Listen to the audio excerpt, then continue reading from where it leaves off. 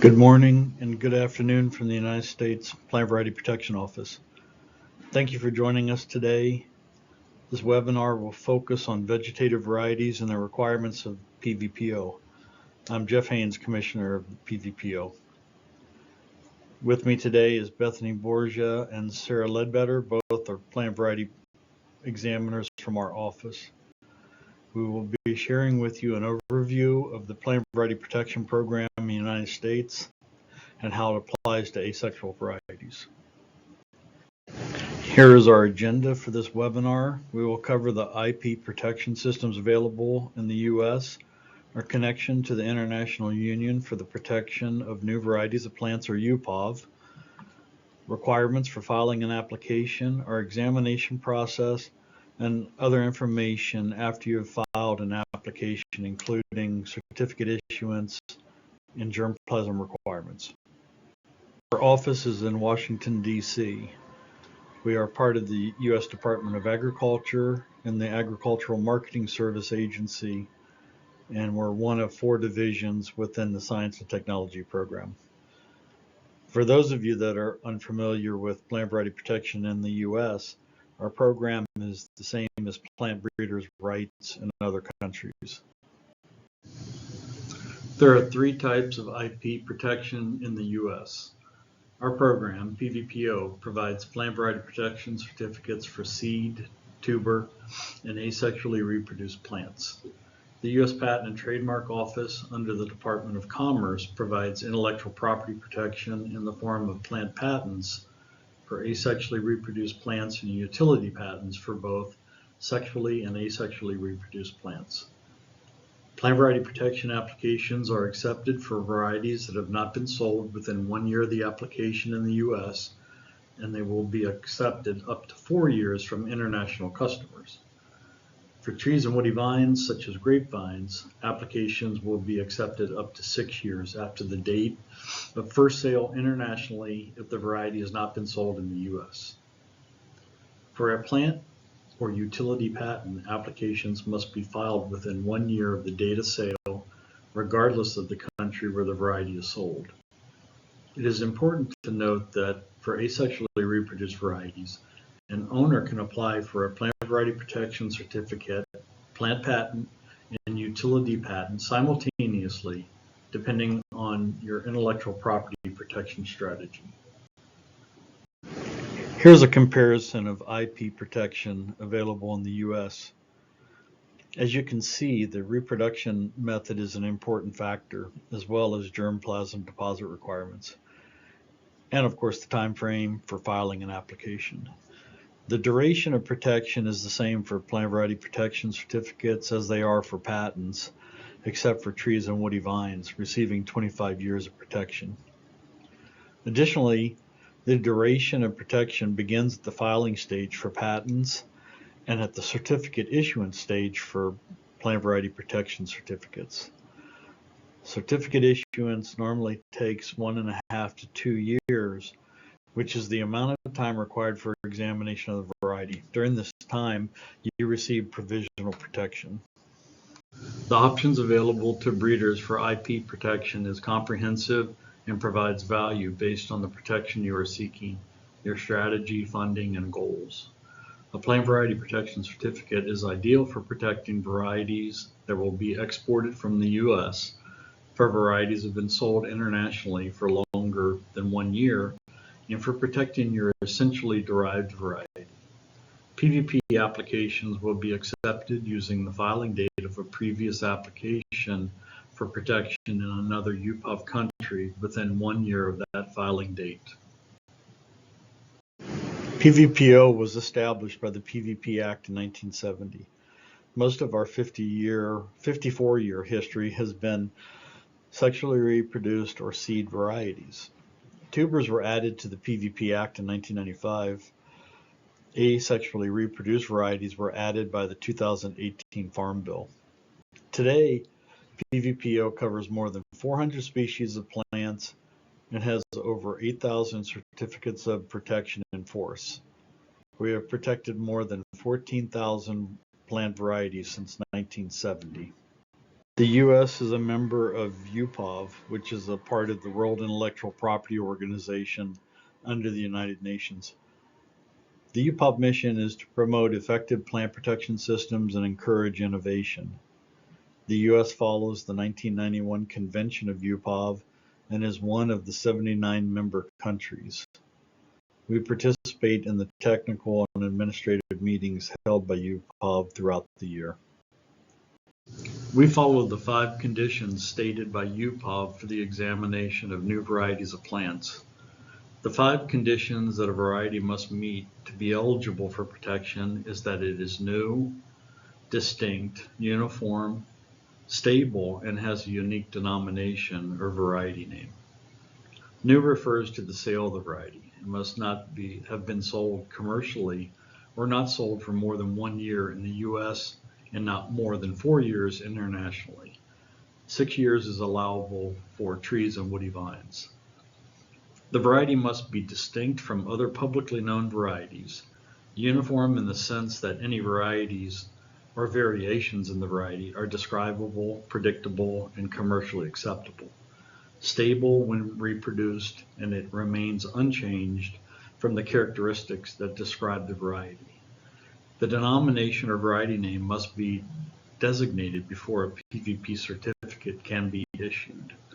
UPOV has an explanatory note on naming your variety. We recommend you use it. In addition to the 5 conditions described, the PVP Act requires a germplasm deposit when seeking a certificate of protection. The requirement has been waived for asexual varieties until further notice. Applicants are required to sign a waiver form shortly after applying for protection that indicates they will maintain their own germplasm and have it available upon request. To this date, PVPO has not requested a germplasm sample for any variety. Establishing distinctness, uniformity, and stability, or DUS, is the most critical part of applying for protection. This must be done before you apply for protection with our office. DUS is demonstrated from field trials where the new variety is grown side by side with the most similar variety, and in some cases, other comparison varieties. Also, there may be more than one most similar variety, and these should be grown with the new variety. The field trials should show how the new variety is different from the most similar variety and any other varieties. Under the UPOV convention, field trials can be conducted by one of 3 parties. The first is a government authority performs the field trials. The second is a government authority arranges for another party to conduct the field trials. Or third, a government authority will accept results from field trials performed by an applicant or breeder. The U.S. and our program follow this third option. We accept field trial results carried out by the applicant and/or breeder. The applicant and/or breeder can contract a third party to complete the field trials and submit that data when applying for protection. It is important to note that any person can apply for protection in the U.S. A U.S. agent is not required. The applicant does not have to reside in the U.S., and attorneys are not required to file an application. It is fine to use an attorney, but one is not required. The cost to apply is $5,150 US and must be paid at the time of application or shortly thereafter. For our accounting purposes and to make it easier for you to pay, it is ideal if you apply and wait to receive your filing letter before making the payment. We accept payments ahead of time, and if this is how you normally make your payments, that is fine. The best way to make your payments is using the pay.gov system from the ePVP system or the pay.gov website directly. You must have your assigned PV number to process a payment using pay.gov. If you have the auto-generated number from the ePVP system, then enter only the number without alpha characters for the payment to process. Checks are also accepted either by mailing it to the office or processing an e-check payment using the ACH feature in the pay.gov system. Now we will jump into the application components required for applying. Applicants must submit the general owner information form, the SD470, and all exhibit forms. Exhibit A includes information about the variety, including the breeding history, with enough information to show how the variety was further developed and what breeding methods were used. The Exhibit B form is the statement of distinctness, where you provide information on how the variety differs from the most similar variety or other comparison varieties. The Exhibit C form is the most comprehensive form that contains the characteristics of the variety. These follow the UPOV table of characteristics for all species. The Exhibit D form is used for providing additional data, statistics, and pictures of the variety. And finally, the Exhibit E form provides ownership information. The Exhibit C form is the objective description of the variety following the UPOV table of characteristics and can be completed from your own field trials before you file your application. Applicants can submit DUS reports from other UPOV members to replace the Exhibit C form if the DUS report is available from that member country. DUS reports can be submitted with the application as a replacement for the Exhibit C in PDF format. And if submitting by the EPVP system, it can be attached in the Exhibit D section. It is important to note that this information and the DUS field trials must be completed before you file for protection in the US. Here are the guidelines for conducting field trials. The US follows the UPOV test guidelines, which provide you with step-by-step instructions. You can find further information from the PVPO website or going directly to the UPOV website. The description of the field trials is documented on the Exhibit A form. We also require one or more photographs of your new variety in JPEG format. Ideally, the photographs should be taken in the field or indoors against a neutral background with a common reference measure such as a ruler. Including both the new variety and the most similar variety in the same photograph is helpful for our examinations. We require 2 field trials that can be conducted in 2 locations in 1 year or 1 location in 2 years. This provides the variety characteristics as well as uniformity and stability information. Selection of the most similar variety is important. The most similar variety is normally the same species as the new variety. It should be one that is of common knowledge and a variety that has already been protected by PVPO or another UPOV member. If this is not the case with your most similar variety, then a full description of the variety must be provided using the Exhibit C form so it can be entered into our database.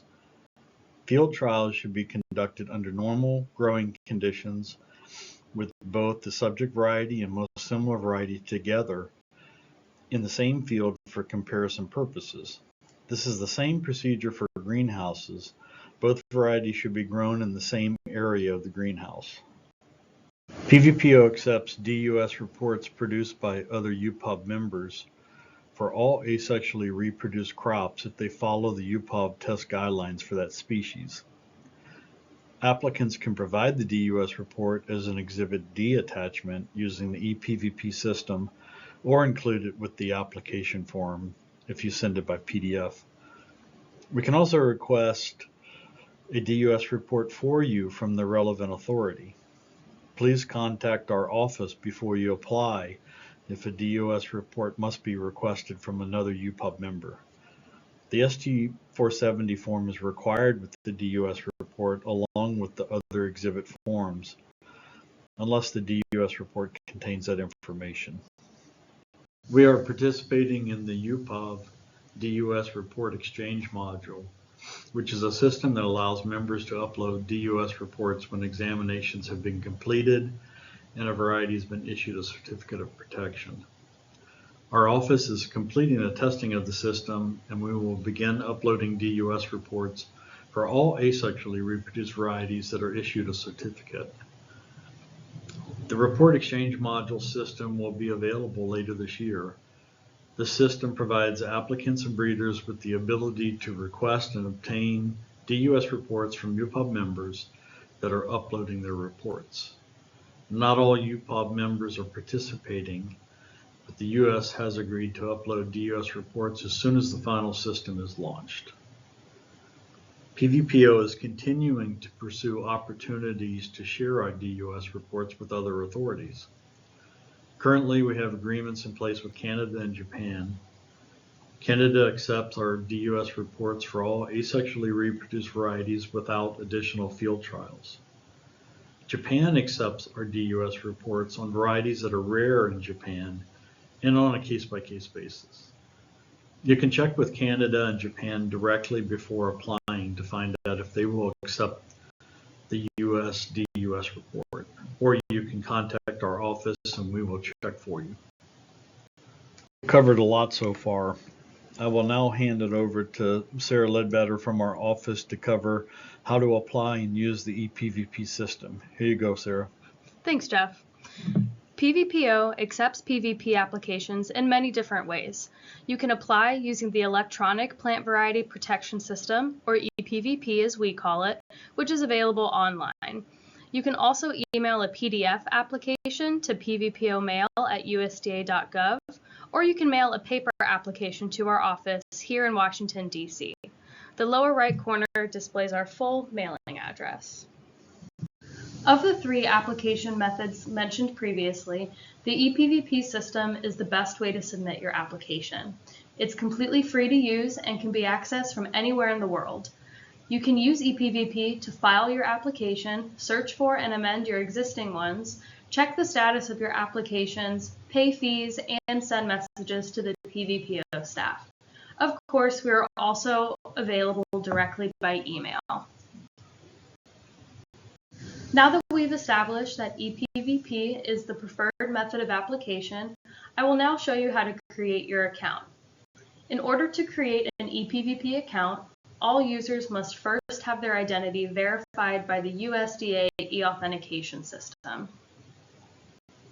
This process is first started from the landing page of ePVP, which is found at pvpo.ams.usda.gov. On this page, you'll see a box of instructions for first-time users. Follow these directions to begin the identity verification. Note that during this process, different levels of access are required based on where you reside. Domestic users should request a level 2 access, and international users should request a level 1. Subsequent instructions will be provided during this process. Once you've requested the level 1 or 2 access and followed those steps, the e-authentication system will email you your username and password. Log back onto e-authentication and use the provided username and password to complete your account. Once your identity has been verified, you can now easily create your ePVP account. Launch the ePVP site, enter in the username and password that was generated during the e-authentication process, and create your ePVP account as prompted. Now you're ready to create a new application and apply for protection. On the left of the screen, you can see what it will look like for you once you're successfully logged in. Of course, if you have any difficulties with any part of the process I've gone over, you can contact us through pvpomail@usda.gov for assistance. I will now hand it over to Bethany Borgia of our office to cover the examination process. The examination process begins with verifying the information provided on the Exhibit C form or DUS report. These forms should be as complete as possible. The examiner then confirms that the most similar variety stated in the application is in the ePVP system database and adequately described. If the most similar variety is not in the system, then a complete description of the variety will be requested from the applicant. The next step in the examination process is to develop search parameters to compare the subject variety against all other varieties in the ePVP system database, including the most similar variety. Examiners will also use other search tools such as other UPOV member databases and the ARS GRIN database. The final step is generating the DUS report with the results of the examination. The ePVP system database contains all protected and publicly known varieties that are adequately described. Each distinctness search is unique for each crop kind and includes both qualitative and quantitative characteristics. The search parameters are loaded into the application record in the database, and the search is performed. When the search is run, it excludes competing varieties that have different characteristics, and the result determines whether the subject variety is unique or not. This is an example of the distinctness search completed by the ePVP system database. It runs a comparison of major characteristics against all varieties of that same crop kind in the database and eventually narrows it down one characteristic at a time until distinctness is confirmed. For example, we can pretend we are examining a new variety of petunia. On the left is the subject variety, which is a red-flowered petunia with dark green leaves. The breeder has asserted that the most similar variety is a yellow-flowered petunia with dark green leaves. On the right is what happens when we run a search. Every petunia in our database is loaded and then funneled down by major characteristics. Towards the bottom of the search, we should end up with the subject variety and the most similar variety, which may or may not be the one that the breeder gave us. When and if we can get to just the subject variety is when we know we have a unique variety. According to this search, the subject variety is in fact unique because it is the only petunia in our database that has a compact plant type, 3 to 6 petals, a dark green leaf color, and a red flower color. The DUS report generated once the examination has been completed includes eligibility information, which is date of sale, denomination clearance, the full breeding history, statement of distinctness, complete characteristics of the subject variety and the most similar variety, and ownership information. When a variety is recommended for protection, the applicant receives a notice of allowance letter by email to confirm the variety name, contact information, and a notice that the certificate of protection will be issued. Once the certificate of protection is issued, it is emailed in electronic format to the applicant and posted along with related information to the certificate management system on the PVPO website. Owners of a protected variety have rights to restrict the use of their variety, take legal action for infringement, and request supporting documentation from PVPO. Resources are also available to variety owners through the Seed Innovation and Protection Alliance and the Farmers Yield Initiative organizations that support owners and breeders. Protected varieties have a research exemption for private use where the propagating material can be used for private and non-commercial purposes.